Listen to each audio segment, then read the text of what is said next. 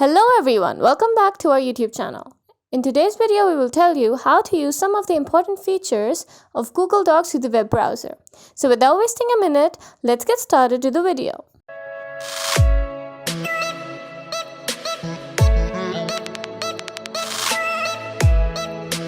First things first, just open your Google Docs account through the web browser and go to any of the pages. Here I've already written some of the text to show you the features practically. So we'll start from this first option. This is the undo option.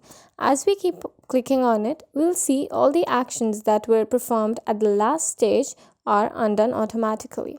Now to redo all these options, we'll directly click on the side tab, which is redo. So all these actions will be redone. Simple and easy. There is another option as well. To undo, we can directly click on Ctrl+Z on the keyboard, and to redo, we can click on Ctrl+Y. The other option is print.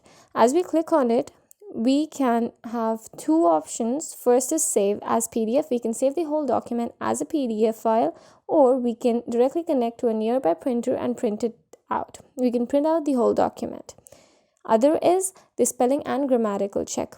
So as we click on this, here we'll see a bar which clears all the spelling and grammatical mistakes automatically. We just have to accept. We just have to click on this accept button.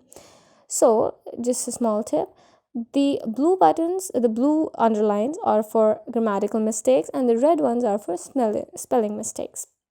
And just keep on clicking accept till all the blue and red underlines are undone. And as you can see, the whole text is clear now. So this is spelling checked. The spelling has been checked and the grammatical mistakes have been checked. Now after that, we'll see this zoom button. We can directly select any percentile as we choose to zoom in and zoom out the whole text and the whole document. Other one is the text button. As we adjust the text according to the title, subtitle, heading, as we want the document to be, we can directly set it through it. So if you want to do heading, this text has automatically been adjusted to the heading.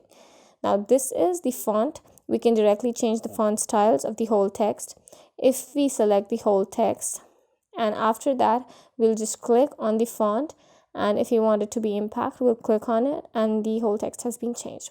This is it for this video. In the next video, we'll see part second of some important features of Google Docs through the web browser. Thank you for being with us till the end. If you like the video, do not forget to subscribe our channel and hit the bell icon below so that you get notified every single time we upload a new informative video for you. Thank you.